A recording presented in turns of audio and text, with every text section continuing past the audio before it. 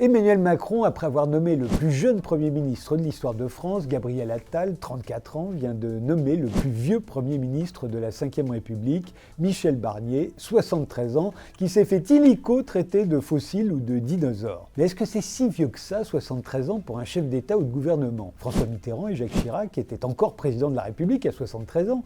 Le général de Gaulle aussi, il a même été réélu à 75 ans, et ça n'est pas le seul.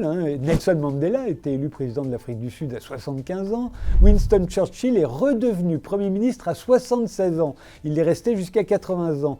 Georges Clemenceau, pareil, il avait 76 ans quand il a pris la tête du gouvernement en 1917. Sa moustache était aussi blanche que les cheveux de Michel Barnier. Ça ne l'a pas empêché de gagner la Première Guerre mondiale. Si je vous dis tout ça, c'est qu'on a tendance à oublier l'âge de nos dirigeants. Quand on apprend l'histoire, on nous demande de retenir les dates, mais on ne nous dit pas que François Ier ou Louis XIV n'avaient que 20 ans quand ils sont devenus des monarques absolus, ou que Napoléon a pris le pouvoir à 30 ans. À cette époque, on préférait être gouverné par des hommes jeunes et vigoureux.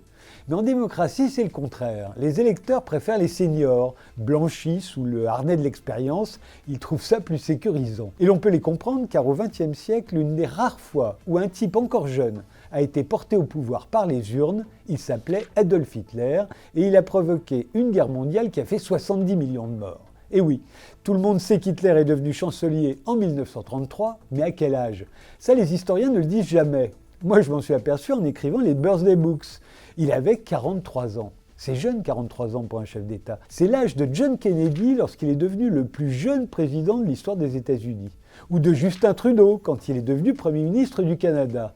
Vous vous souvenez de Justin Trudeau quand il est arrivé au pouvoir en 2015? On le traitait de gamin. Eh bien, Hitler avait le même âge.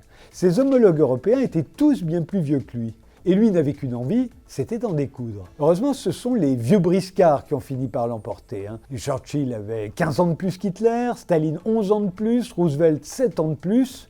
Depuis, on préfère confier les rênes de l'État à des gens d'un certain âge. Emmanuel Macron fait figure d'exception, il a réussi à se faire élire à 39 ans, mais lorsqu'il s'est choisi un Premier ministre encore plus jeune que lui, comme Gabriel Attal, les Français ont commencé à sérieusement s'inquiéter. Sa base électorale s'est réduite, il a perdu 2 élections coup sur coup. C'est pour ça qu'il devait absolument le remplacer par quelqu'un de plus rassurant. Il avait le choix entre Lucie Castet, 37 ans, Xavier Bertrand, 59 ans, Bernard Cazeneuve, 61 ans, et Michel Barnier, 73 ans. Qu'a-t-il fait à votre avis? Il a choisi le plus vieux, celui qui avait l'âge d'être son père.